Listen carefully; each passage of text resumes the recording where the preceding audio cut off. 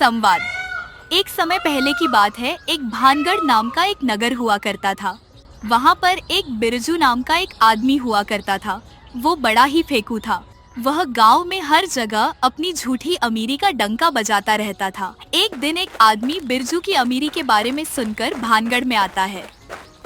मुखिया जी, वो बिरजू नाम का आदमी यही रहता है क्या? कौन सा बिरजू? वो ही ना जो बहुत अमीर है। हाँ हाँ, वो ही बिरजू। मुखिया जी, मैं बड़ी दूर से आया हूँ। सुना है वह बहुत अमीर है और लोगों को पैसे देता। मुझे भी पैसे की बहुत जरूरत है। हाँ हाँ ठीक है। लो, हम लोग बिरजू के बारे में बात कर रहे थे और वो सामने से आ रहा है बिरजू। बिरजू मुखिया जी और उस आदमी के पास आता है और बोलता है, कैसे हो मुखिया जी? और ये भाई साहब कौन है? अरे बिरजू, ये आदमी तुम्हारी अमीरी सुनकर तुमसे मिलने आया है। इस गांव में तुम ही इसकी मदद कर सकते हो। अच्छा हाँ भाई, बोलो क्या काम है? अब आपको क्या बताऊं? मुझे मेरी फसल के लिए कुछ बीज लेने हैं, पर मेरे पास पैसे नहीं है। सुना है आप बहुत अमीर हो और लोगों के पैसे से मदद करते हैं। मुझे भी कुछ पैसे जरूरत है।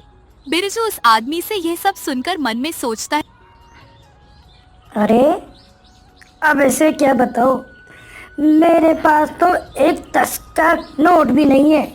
इसे पैसे कहाँ से दे दूं? बिरजू भैया, आप क्या सोच रहे हो? आप करोगे ना मेरी मदद? अरे क्यों नहीं, पर एक दिक्कत है। दिक्कत? कैसी दिक्कत? दरअसल मैंने अपने सारे पैसे बैंक अकाउंट में डाल दिए और आज बैंक बंद है, तो मैं तुम्हें पैसे नहीं दे पाऊंगा। ये बात सुनकर वो आदमी मन में सोचता है, लगता है ये कोई फेकू है जो बोल रहा है। सारे पैसे बैंक में हैं, अगर पैसे देने होते तो ये बहाने नहीं बनाता। वो आदमी वहाँ से चला जाता और बिरजू भी अपने घर चला जाता है। और बिरजू जैसे ही घर पहुँचता है, तभी बिरजू की पत्नी बोलती है, आ गए आप पूरे गांव में, बड़ी बड़ी बातें बोलकर। आखिर कब तक तुम ऐसे ही फेंकते रहोगे? देख लेना, एक दिन तुम्हारी ये हरकत तुम्हें एक बड़ी मुसीबत में डाल देगी। तुम अपना काम करो, मेरे काम में दखल मत दो। जाओ मेरे लिए खाना लेके आओ। बिरजू की पत्नी ये सब सुनकर बिरजू खाना लेने जाती है और फिर रात हो जाता है। रात में एक गांव का आदमी अपना काम खत्म करके अपने घर जाता है। रात और दिन से आज ज्यादा काली थी और वो आदमी थोड़ा डरा हुआ था और रास्ते में एक शमशान घाट पड़ता है। आज क्या बात है? आज कुछ ज्यादा अंधेरा है और रास्ते में ये शमशान घाट पड़ गया। बहुत ही डरावना है। जल्दी जल्दी अपने पैर चलाता हूँ ताकि घर पहुँच जाऊँ। आदमी इतना बोलकर थोड़ा तेजी से चलता है। तभी उसके कंधे पर किसी का हाथ आता है।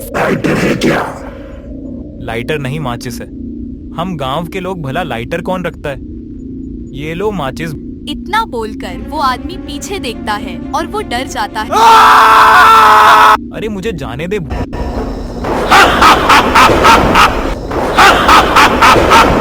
ऐसे कैसे जाने दूं? भूत इतना बोलता है और जोर जोर से हंसता है और वो आदमी भूत से डरकर बेहोश हो जाता है। अगले दिन गांव में यह खबर आती है, गांव में आजकल ये क्या चल रहा है? कल गांव से एक आदमी गायब हो गया, पर पता नहीं कहाँ गया। अरे कहीं गायब नहीं हुआ, कहीं चला गया होगा।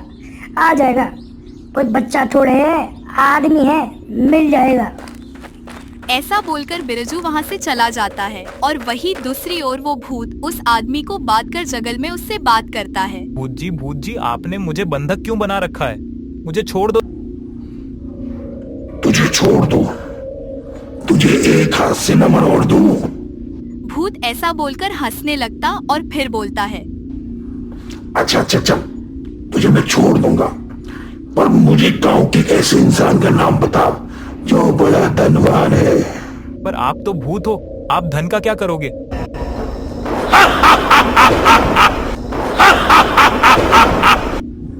हाँ, मैं एक डाकू भूत हूँ। मुझे लोगों के धन पर अपना कब्जा करना अच्छा लगता है। पर ऐसा क्यों? बस मुझे मजा आता है। फिर तो हमारे गांव में एक ही सबसे अमीर आदमी है। कौन है? वो जल्दी बता। बिरजू भैया, वो हमारे नहीं बल्कि आसपास के सभी गांव के सबसे अमीर आदमी है। गांव का आदमी भूत को ये सब बता रहा होता है और गांव के लोग ये सोच रहे होते हैं गांव के आदमी को गायब हुए 2 दिन हो गए हैं, पर उसका अभी तक कुछ पता नहीं लगा। 2 दिन हो गए? सवित्री का घरवाला अभी तक घर नहीं आया। लगता है वो कहीं जंगल में कहीं खो तो नहीं गया है। लगता है उसे ढूंढना होगा, पर इतना भयानक जंगल में कौन जाएगा जो उसे ढूंढ कर लाएगा। सभी गांव के लोग खुसुर फुसुर कर रहे होते हैं। तभी गांव का आदमी बोलता है, मुखिया जी, बिरजू भैया है ना? याद है एक दिन बिरजू भैया बता रहे थे कि कैसे उन्होंने जंगल में एक शेर को मारा था। ये सुनकर बिरजू थोड़ा घबराता है, पर इतने में मुखिया जी बोलते हैं, अरे हाँ मग्गू, सही कहा मग्गू तुमने। बिरजू जैसा बहादुर आदमी कहीं मिलेगा। चलो बिरजू, अब तुम ही जंगल से सावित्री के पति को ढूंढ कर ला सकते हो। हाँ मुखिया जी, ये तो मेरे बाएं हाथ का खेल है। बिरजू इतना सब बोलता है, पर मन ही मन वो डरा होता है और सभी गांव के लोग उसे जाने को कहते हैं और बिरजू जंगल की ओर निकल जाता है। पता नहीं मुझे क्यों भेज दिया यहाँ पर। ये जंगल बहुत डरावना है। हे भगवान, मुझे बचा लो। कहीं कोई जानवर आ गया तो मुझे मार के खा ना जाए।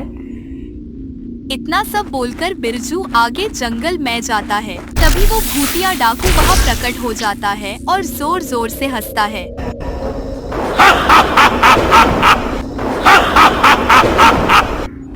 वाह, तेरा नाम बिरजू है ना?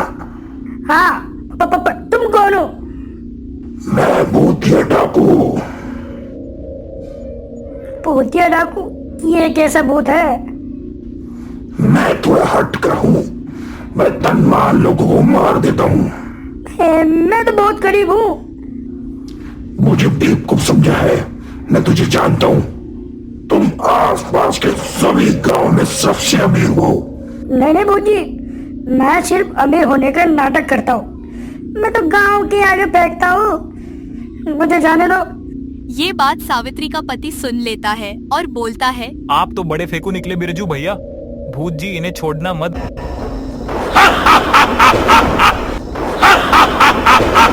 अरे बिरजू, तुम्हारे अंदर से पानी क्यों आ रहा है? भूत जी, ये पानी नहीं, बिरजू भैया ने डर के मारे अपनी पतलून गीली कर दी। भूत ये सुनकर बिरजू को मारने जाता है। ये देखकर एक तांत्रिक वहाँ आ जाता है और बोलता है, हे भूत, तू इन दोनों को छोड़ दे। तू कौन है बे? पहले तुझे मारता हूँ, फिर इन लोगों को। भूत तांत्रिक की ओर वार करने जाता है। तभी तांत्रिक एक लॉकेट निकालता है और उस लॉकेट में से एक रोशनी निकलती जो उस भूत का अंत हो जाता है और सभी गांव जाते हैं, सभी बिरजू करते हैं। तभी सावित्री के पति ने बिरजू की सारी पोल खोल दी और फिर बिरजू ने आगे कसम ली, कभी झूठ नहीं बोलेगा और आगे से मेहनत करेगा।